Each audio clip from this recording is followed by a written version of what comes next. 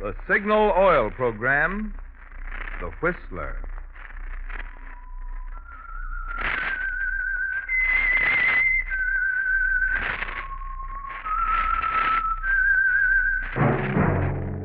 That whistle is your signal for the Signal Oil Program, The Whistler.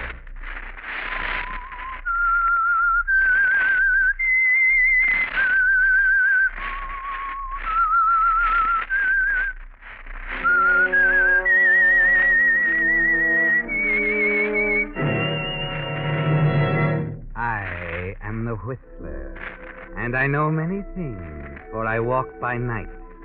I know many strange tales hidden in the hearts of men and women who have stepped into the shadows. Yes, I know the nameless terrors of which they dare not speak. Yes, friends, it's time for the Signal Oil Program, The Whistler. Rated by independent research, the most popular West Coast program. In gasoline, you know, it takes extra quality to go farther. And Signal is the famous Go Farther gasoline. So look for the Signal circle sign in yellow and black that identifies Signal service stations from Canada to Mexico. And now the Whistler's strange story, A Present for Ricky.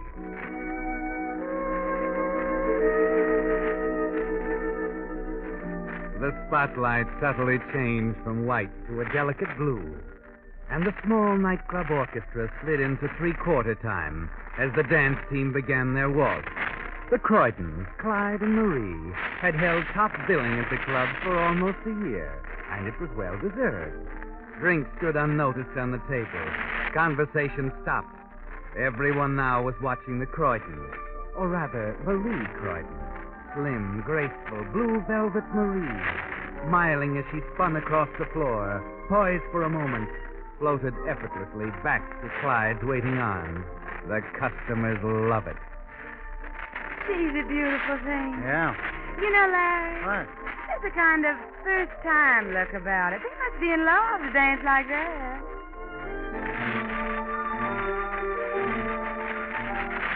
Yes, there was a first-time look about it, even in the way they murmured to each other as they swayed gently together in three-quarter time. You're on your toes tonight, Angel. So are you. Why don't you try your own for a change? Oh, now take it easy. If I have to prop you up on another turn, I'll scream. Yes, the customers love it. Clyde and Marie, husband and wife. Quiet maturity and breathless youth. And at the same time, on the other side of the room, a theatrical agent named Stanley Craig appraised the Croydons a little more critically.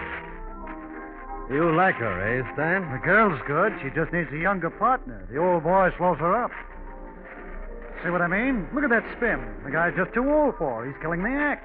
You wouldn't be fixing to cut him off at the ankle, would you? What do you mean?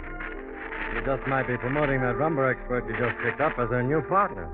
Name's Ricky, isn't it? What if I am? He's the boy who can do it. He's young, Mike. He's got looks and youth. See what I mean?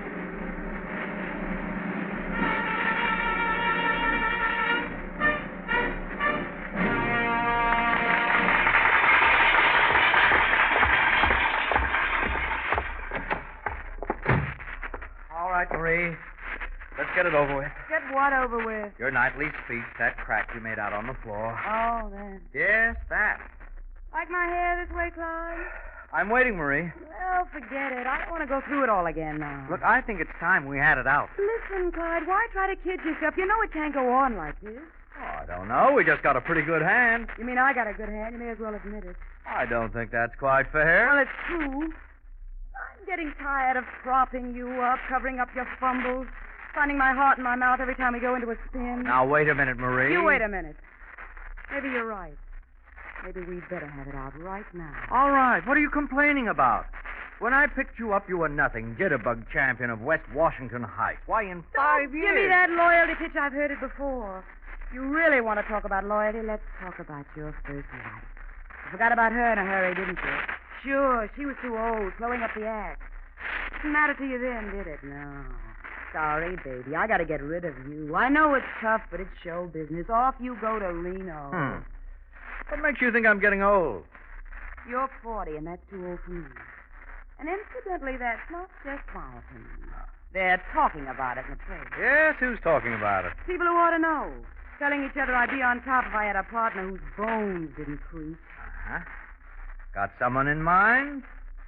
I might have. Well, forget it. If you're thinking of teaming up with a new partner, you can save yourself a lot of trouble by getting it out of your head right now. You never were very good at a bluff. I'm not bluffing.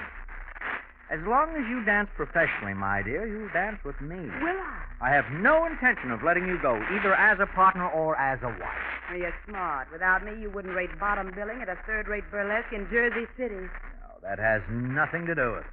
All right, give me a better reason. Over there on the table. The rose? The roses. And the cards. The same roses, the same cards, night after night. Ricky. Who is Ricky, Marie? One of the customers. He likes my dancing. And is that all? So far. I think you're in love with him. That's what's behind all this stuff about my dancing, isn't it? You love this guy. My dancing's just as good an excuse as any. Now, who is he? Ricky. The name is Ricky. What's his last name? None of your business at the moment. I think it is. He's a dancer, isn't he? Yeah, he's a dancer, and you might just as well end the third degree right there. You're planning to team up with him, aren't you? What if I am? Who is he? What's his name? I won't say. Why? Because I don't want to involve him in your stupid jealousy, that's all. You won't get away with it, Marie. I won't let you. My career doesn't mean anything to you, does it? Only when it affects mine. That's why you married me, isn't it? For the effect I'd have on your career. You married me for the same reason. Well, maybe I did. But the reason's gone now. I don't need you anymore, Clyde. I need Ricky. Now you know. Let's handle the whole thing reasonably, shall we? You wind up here in another week, I'll finish up with you, and then you can... Then I can find myself another partner. No, that'll take too long. I can't start all over again now. No, I guess I'll have to start at the other end with Ricky. I'll look him up tomorrow. You don't even know who he is. I have a pretty good idea who his agent is. That ought to get me somewhere. Stanley Craig, isn't it, Marie? How'd you know? Stanley Craig, theatrical agent. You shouldn't have left his card on your desk yesterday, darling. All right, if you do anything to Ricky, I'll... You do love him, don't you, Marie? All right, Mother. For the last time, what's it going to mean? Ricky or me? I already told you. Nothing can change it, Clyde. This is our last week. All right, Marie. That's all I wanted to know.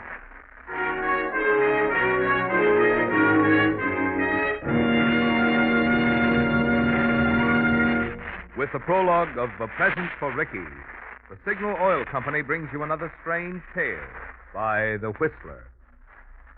But now a question. What gasoline is famous as the Go Farther gasoline? Well, if you've lived out west any length of time at all, you know that Signal is the famous Go Farther gasoline. Now, naturally, we're mighty proud of that reputation, but even more so, we're mighty proud of the performance features in today's Signal gasoline that make Signal's good mileage possible. After all, it stands to reason that to get more mileage, a gasoline must help your motor run more efficiently. Which explains why, when we put amazingly increased power into today's Signal gasoline, you get not only quicker starting, faster pickup, and quieter, higher anti-knock, but also a bonus of extra mileage. That's why Signal says look to your speedometer for the best proof of gasoline quality. It takes extra quality to go farther. Good reason why so many drivers are switching to Signal, the famous Go Farther gasoline. Now, back to the Whistler.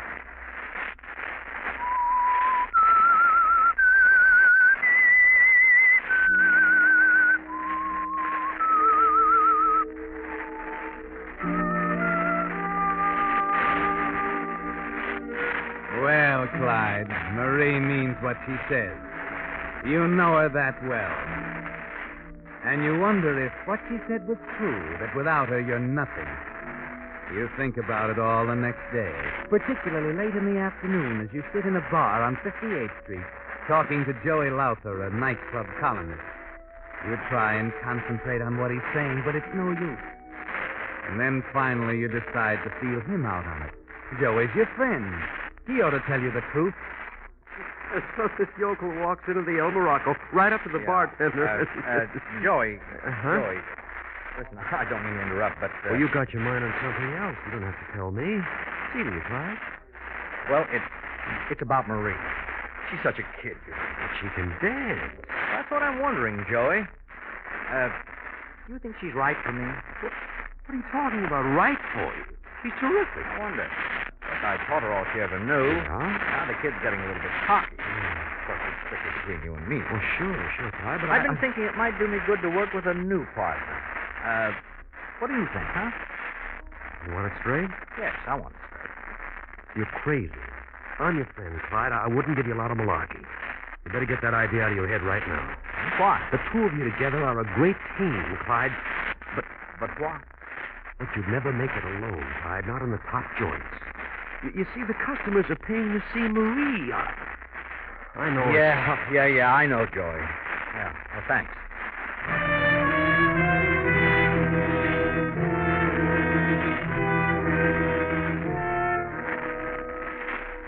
No more top billing, Clyde. No more expensive nightclubs. No more polite applause from the cafe society crowd. No more $1,500 a week. Nothing now but a seat on the sidelines, while Marie and this Ricky drift across ballroom floors, on and up to the top. You can't face it, can you, Clyde?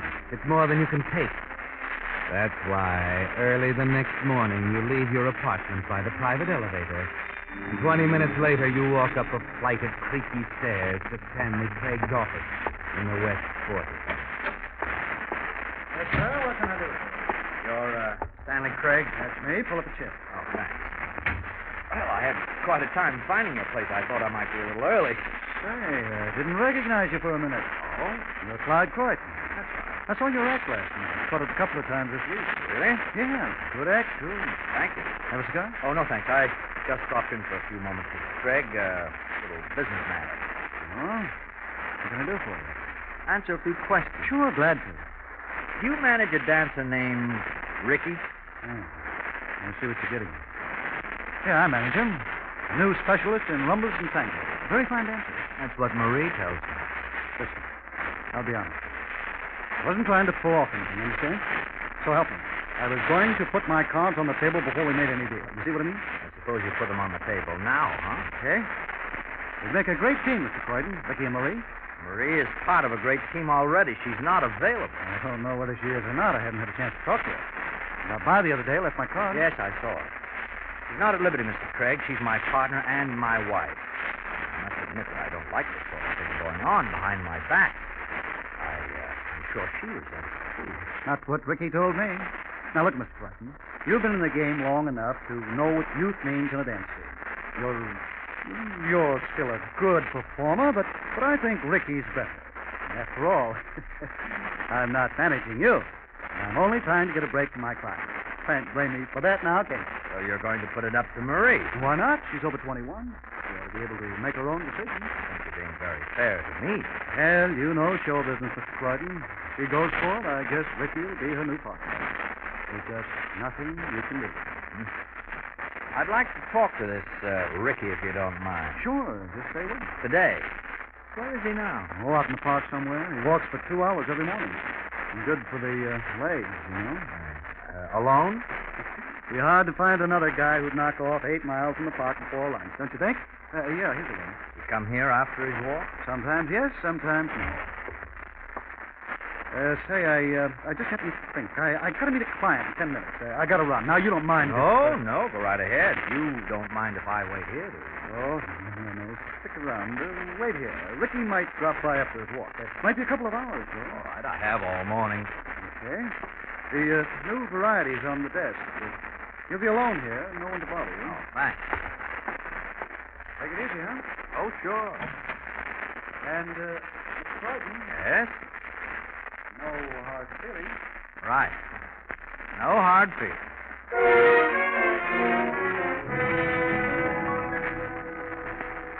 No, Clyde, no hard feelings at all.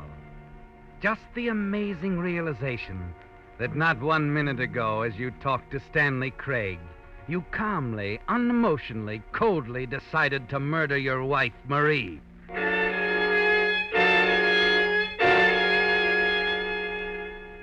There was no shock to it at all. It seemed as if it had been there all the time, in the back of your mind, waiting to be formulated into thought. Yes, Clyde, here you are in Stanley Craig's office, alone. Ricky is walking in the park, alone.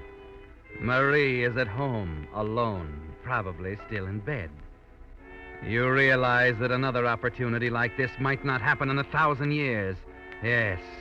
If you're going to do it at all, Clyde, you've got to do it now. On top of the file cabinet, you find a package of Stanley Craig's letterheads. On his desk, a battered typewriter. In your pocket, the card signed Ricky that came with the flowers. And most important, in your mind, an idea. There. Now, let's see. Marie, my darling, it is useless to try to put this into words. I've told no one of your decision to stay with Clyde because I know it isn't final. That you love me and always will. That the only future for either of us is together.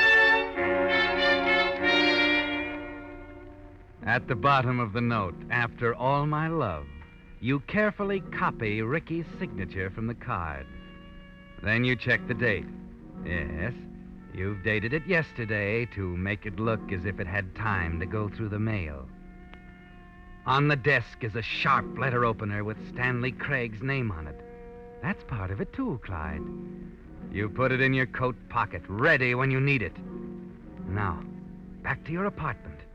You still have over an hour, and you know Marie will be alone.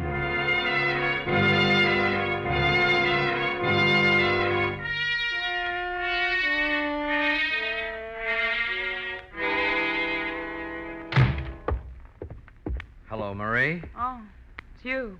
Just finished dressing? I was about to go out. Where have you been?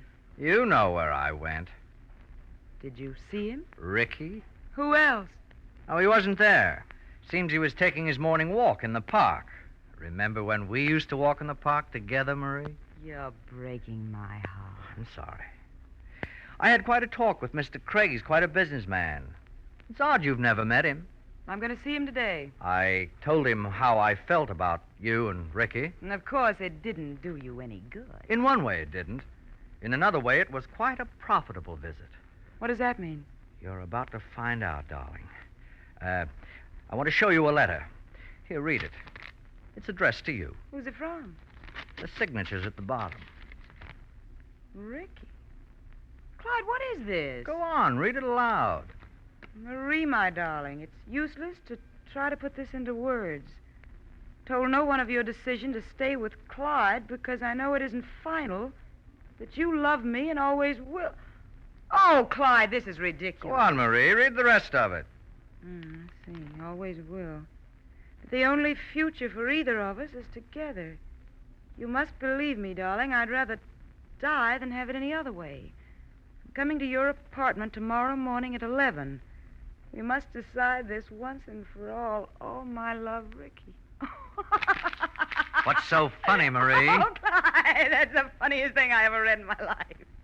What do you think you're doing? It's a present for Ricky, darling. Well, I'm afraid I don't know. Clyde, what are you doing with that letter opener? Ricky's going to the chair, Marie, for your murder. It's not very funny, Clyde. If you're trying And to... there's something for you, too, a lesson in loyalty. Get away from me, Clyde. Listen, Clyde, please. Please, darling, no. No, Clyde, no!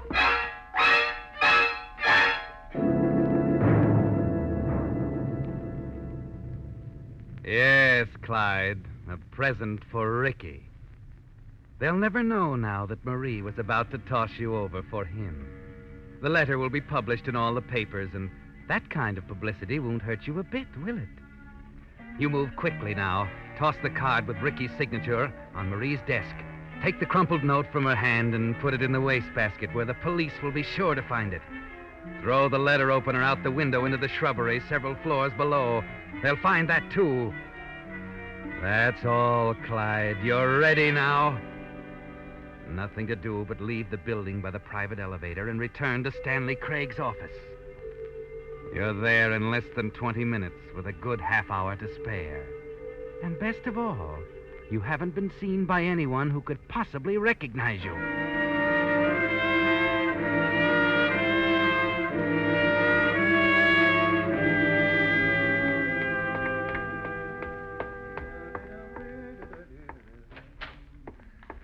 Well, still here, Mr. Croydon? Oh, yes.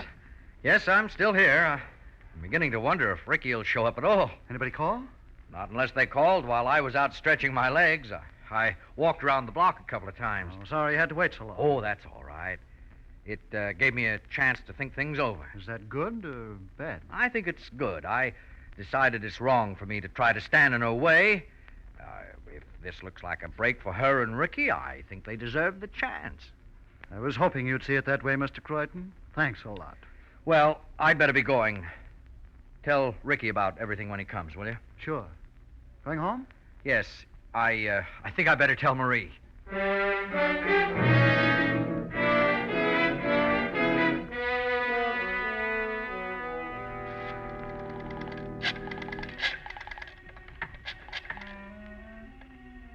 Hello? Hello, police headquarters. Something terrible has happened. My name is Clyde Croydon. I live in the penthouse at 1232 Warwick Place. That's right. Please send someone up here as quickly as you can. My wife has been murdered.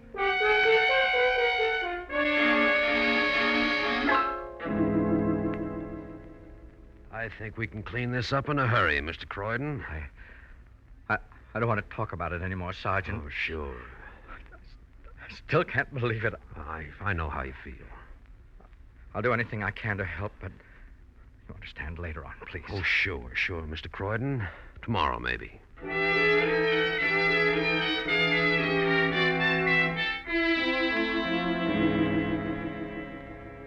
Feel better today, Mr. Croydon? I think so. Oh, that's good. That's quite a letter we found in the wastebasket. What'd you think of it? Oh, I don't know what to think. You knew what was going on between this man and your wife? There was nothing going on. It was all in his mind. What do you mean? Look, I have never seen this Ricky. I don't even know who he is. All I know is that he started sending Marie flowers after every performance. He had some crazy idea she was in love with him. Oh, it was ridiculous. She hardly even knew him. Uh-huh. And what about the dance business? That was part of it, too. He thought she'd leave me and team up with him. Oh, don't ask me why. She laughed at him. Well, that's as good a motive as I've seen in 20 years. You know, it's a wonder he didn't leave a confession note right on the table. He left everything else. First-class motive, the letter in the wastebasket, the knife with his manager's name on the bushes outside. And yet what? With all that, after practically shouting from the housetops that he'd killed her, he carefully wipes his prints off the knife. Funny how a murderer's mind works, isn't it? Yes, it's hard to understand. Oh, by the way, Mr. Croydon, this is only a formality, of course. Where were you yesterday morning before you found your wife? In Craig's office. I was waiting for Ricky to show up. I see. Craig seemed to think she'd go for him as a new partner, and I finally decided to go down and settle it. Mm-hmm. Have any words with Craig? Oh, of course not. I just told him if it was all right with Marie, it was all right with me. But I knew, of course, how she felt about him. Where was Ricky at the time? His manager said he was walking in the park, exercising his legs. Alone? Yes, I guess so. Well, there it is again. I'll bet the guy hasn't even got himself an alibi. Have you, talked to him yet? Well, the boys are looking him up now, and if you ask me, Mr. Croydon, that guy's a dead pigeon.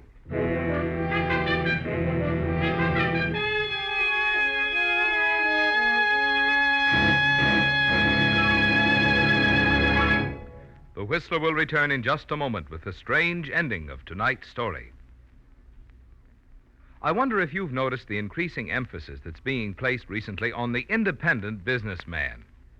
Well, that's especially interesting to me because not just now, but for the past 15 years, in fact, ever since Signal Oil Company first started marketing gasoline, They have sold Signal products through independent dealer-owned service stations. And for good reasons.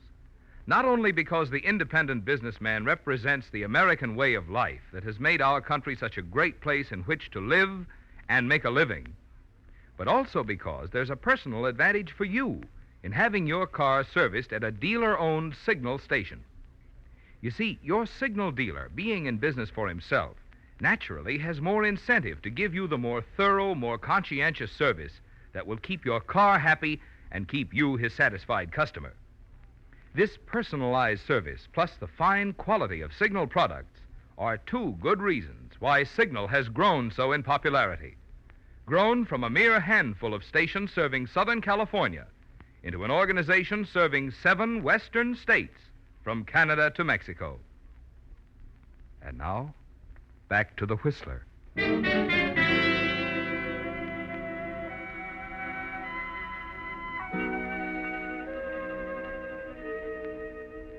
Well, Clyde, all it took was a little nerve. You're over the hump now, all ready to act as #1 witness for the prosecution in the case against Ricky. Tomorrow, the story will break in the papers, and the notoriety, the public sympathy over your bereavement should make it easy to pick up a new partner, one who'll keep you in the top spots, in penthouse apartments with private elevators. Yes, Clyde, you can relax now. You've decided it's all over. Now, who can that be? Oh, Sergeant. I'm sorry to disturb you, Mr. Croydon. I was about to go to bed. Anything wrong? We've got Ricky. Good. Just finished questioning him. Mind if I come in? No, not at all. Check the note against Craig's typewriter. That's where it came from, all right. Looks like you've got a case. I'll be perfectly frank with you, Mr. Croydon. Until we found that letter, you were our #1 suspect. Yeah, you had plenty of motive, and you had plenty of time to leave Craig's office, kill your wife, and return. Now, wait a I'm minute. not finished. The note threw us a curve. For a while. What do you mean, for a while? Until we found Ricky. He claims he didn't write it. Good Lord, what did you expect him to say? We believe him. Believe him? Of all Just a minute. You never met Ricky, huh? I told you that. Well, that's the one honest statement you made, Croydon. The rest was strictly out of your head. Here, I'll show you what I mean. Come on in, will you? Mr. Croydon, this is Ricardo Montez, also known as Ricky. He did it. He wrote the note, I tell you. No comprendo lo que hablan, señores, pero yo no la maté. Wait. No, wait a minute. Wait a minute, please. Comprendes. No la maté. That's what I mean about the note, Croydon. The boy doesn't know a word of English. But it's a fake. Any foreigner can pretend he can't speak English. Maybe. But there was another thing about the note that tied it up, Croydon. What? It seems to me that if he could have written it, he'd have signed it in his own handwriting. But it was his handwriting. No, Croydon. You forged his name. But you copied the florist's handwriting.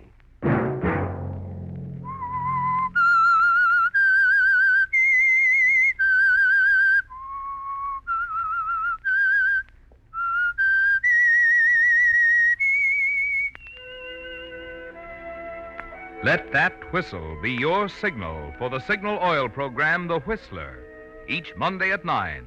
Brought to you by the Signal Oil Company, who have asked me to remind you to get the most driving pleasure, drive at sensible speeds, be courteous, and obey traffic regulations. It may save a life, possibly your own. Featured in tonight's story were Joseph Kearns and Betty Lou Gerson. The Whistler was produced by George W. Allen with story by Gene Fromhers, music by Wilbur Hatch, and was transmitted to our troops overseas by the Armed Forces Radio Service. This is Marvin Miller speaking for the Signal Oil Company. This is CBS, the Columbia Broadcasting System.